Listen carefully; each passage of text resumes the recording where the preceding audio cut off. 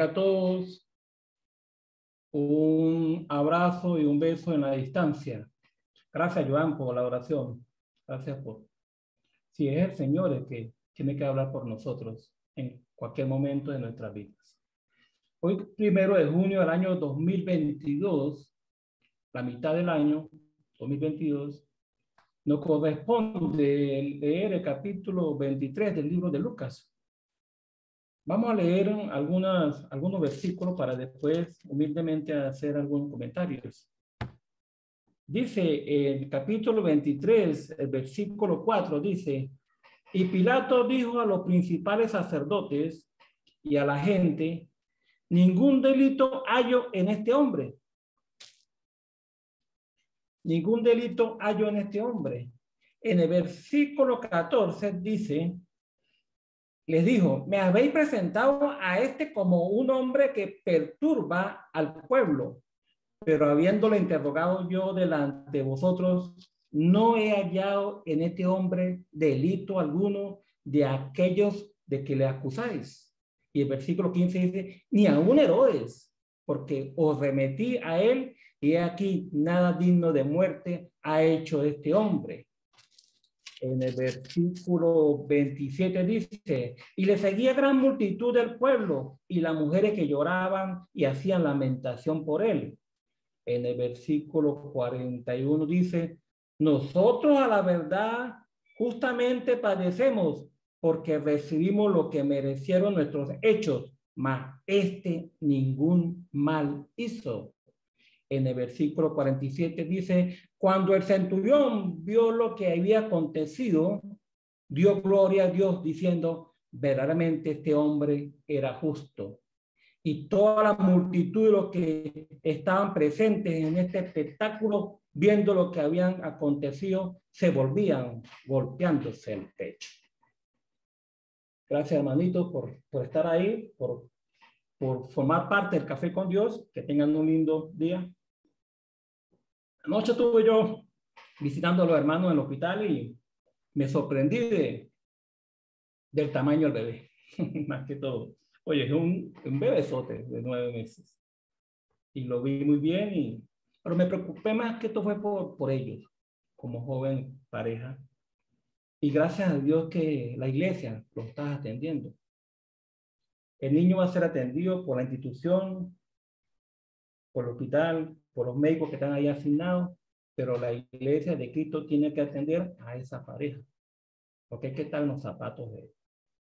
Están viviendo una experiencia que a veces sorprende a los jóvenes de esa edad. Entonces, gracias a Dios que la iglesia de Cristo acá en San Cristóbal lo está atendiendo y eso me llena mucho agrado a mí.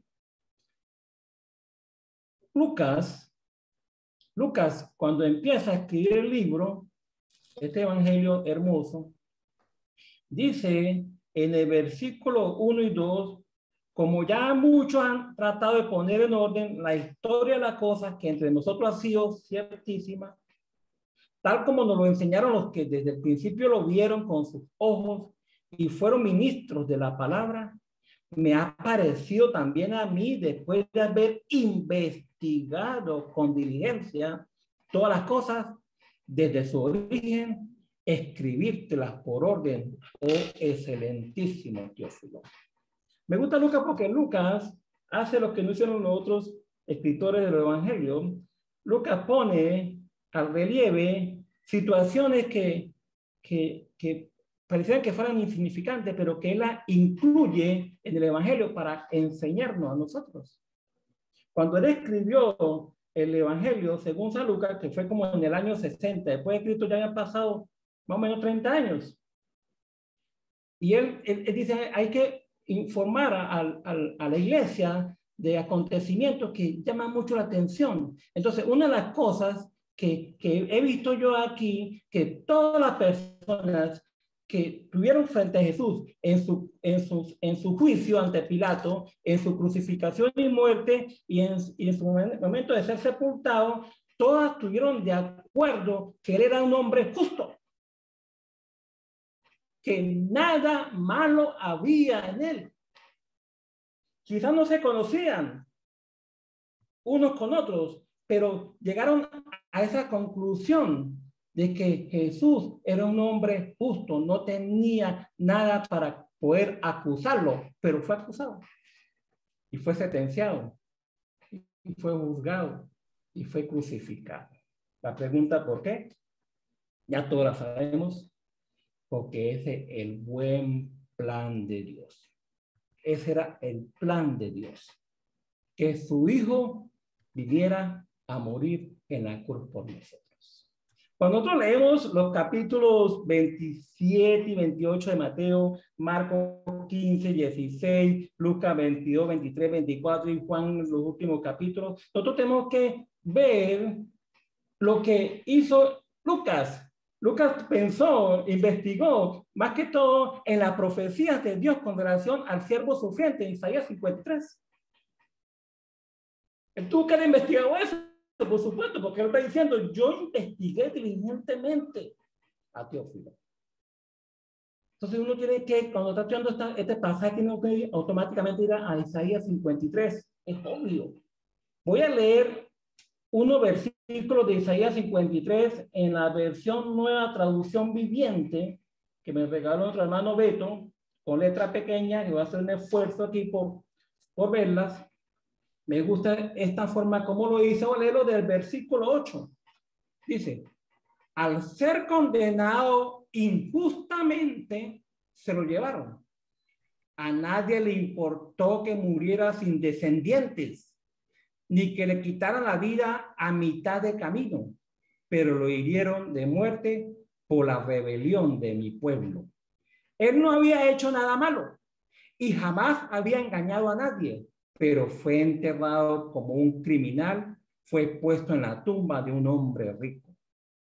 Formaba parte del buen plan del Señor aplastarlo y a causarle dolor. Dice, el buen plan del Señor, aplastarlo y causarle el dolor. Sin embargo, cuando su vida sea entregada en ofrenda por el pecado, tendrá muchos descendientes.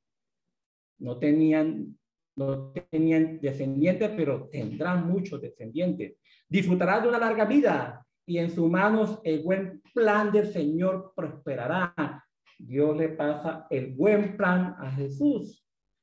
Cuando vea todo lo que se logró mediante su angustia, quedará satisfecho. Y a causa de lo que sufrió, mi siervo justo hará posible que muchos sean contados entre los justos, porque él cargará con todos los pecados de ellos. Yo le rendiré los honores de un soldado victorioso, porque se expuso a la muerte, fue contado entre los rebeldes, cargó con los pecados de muchos e intercedió por los transgresores. Eso es lo que hizo su pueblo. Ese era el buen plan de Dios para con él. Entonces, la pregunta que yo le hago a ustedes, hermanitos, ¿de qué manera está afectando la muerte de Jesús en nuestras vidas? ¿De qué manera está haciendo mella en nuestra vida la muerte de Jesús, el sacrificio de Jesús en nuestra vida? Porque vemos que Lucas hace mención de algunos detallitos de cómo, de una manera, los hombres que estuvieron al frente de él en este capítulo fueron afectados a su vida. Un ejemplo, Poncio Pilato. Poncio Pilato se enfrentó a Jesús y el juicio prácticamente fue para Poncio Pilato, no fue para Jesús, porque Poncio le pregunta y dice, ¿eres tú el rey judío? Dice Jesús, tú lo has dicho. Entonces no hallaba cómo salirse de Jesús, porque él lo consiguió inocente y se lo pasa a Herodes y lo vuelve a pasar otra vez a él. Lo juicia, pero es lo que está buscando la manera de salir de Jesús. Entonces se acuerda que se podía liberar a un preso en ese momento y esa es la manera que yo puedo saltar a Jesús. Entonces la decisión del pueblo fue que sacaran a Barrabás, pero afectó completamente su vida la presencia de Jesús a Poncio Pilato. No solamente eso, que cuando Jesús se enfrenta a Herodes también, Herodes que quería conocerlo, porque era una manera hasta extraña de conocerlo, no para creer en él, sino para que Jesús hiciera alguna especie de milagro ante su presencia. Yo tuve la oportunidad de ver una película donde en esa escena Herodes mata a un siervo para decirle a Jesús que lo resucite, y Jesús no lo hizo. Ya Jesús había hablado de Herodes y le había dicho en el capítulo 13, eres una zorra. Entonces, fíjate cómo ha afectado la vida. Es tanto lo que afectaron la vida de Poncio Pilato y de Herodes que ellos se hicieron amigos. Estaban en enemistad, hicieron amigos, pero fueron amigos ellos, pero enemigos de Dios. Una cosa es tener amigos, una cosa es ser amigos de Dios. Fíjense cómo Jesús afectó la vida de estos hombres. También vemos a Simón de Cirene, de Arimatea, que él fue de una manera, no, Simón de Cirene, no de Arimatea, cambio eso ahí. Él fue obligado a cargar la cruz de Jesús. Un hombre de familia, prácticamente, pero no, estaba en un momento ahí, quizás equivocado, fue cargado a la cruz. Imagínense cómo puede haber afectado la vida de este señor Simón, que tenía una familia, que Marcos, en el capítulo 15, dice que él era el padre de Rufo y de Alejandro. Pero fue tan bueno la vida, al haber cargado la cruz de Jesús, que el mismo Pablo, en el capítulo 16, versículo 13, dice que, oh, salúdame a Rufo, escogido por Dios, y a su madre, que es madre mía también. Fíjense cómo Jesús afectó la vida de Simón de Cirene. Yo le decía a los hermanos en predica que yo hubiera querido estar en ese cuerpo de Simón de Cirene. Las mujeres que lloraban por Jesús, Jesús le dice, según el capítulo, el versículo que dio hermano Beto, que no lloren por él, que lloren por ellas, porque cómo van, y por sus hijos, porque cómo va a ser su vida, cómo va a ser la vida de ellos más adelante, porque si eso están haciendo con Jesús, que está en ese momento presente con ellos, ¿qué harán cuando no esté con él? Fíjense cómo también Dios afecta la vida de los malhechores que están con él y del centurión. ¿De qué manera está afectando nuestra vida? Me gusta el versículo 39 que dice, y uno de los malhechores que estaba colgado injuriaba diciendo, si tú eres el Cristo, sálvate a ti mismo y a nosotros. En el capítulo 27, en el versículo 44 de Mateo, dice Mateo que eran los dos malhechores que están injuriando e insultando a Jesús.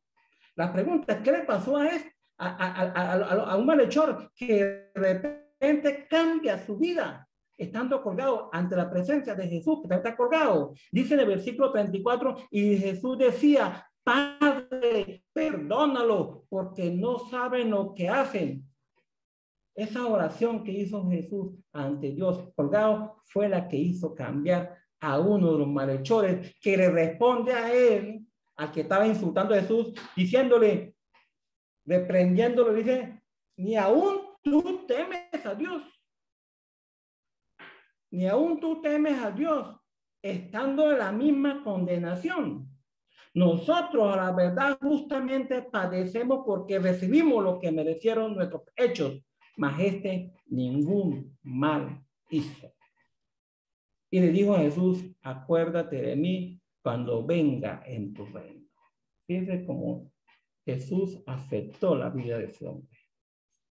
Dice Isaías 53 que muchos serán justos ante su presencia y que son mucha la descendencia que Jesús va a tener.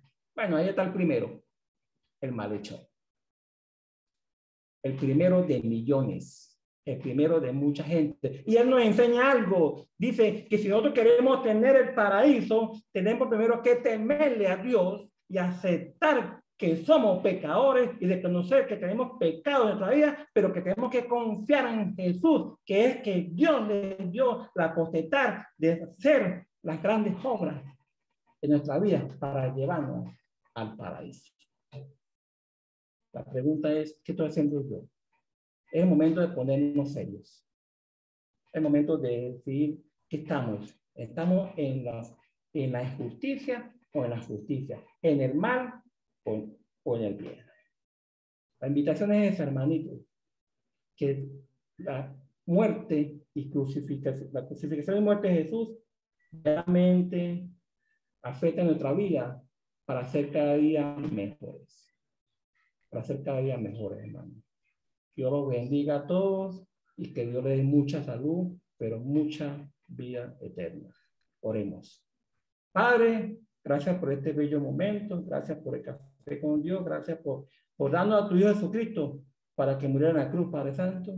Gracias por ser tan amoroso con nosotros y permitir que su Hijo fuera entregado y sufrir todas estas penalidades, todas estas retribuciones, todas estas cosas, Padre, para poder llevarnos nosotros a el paraíso, Padre Santo. Gracias por todo, Padre, en nombre de Cristo Jesús. Amén. Cambio fuera, concesión.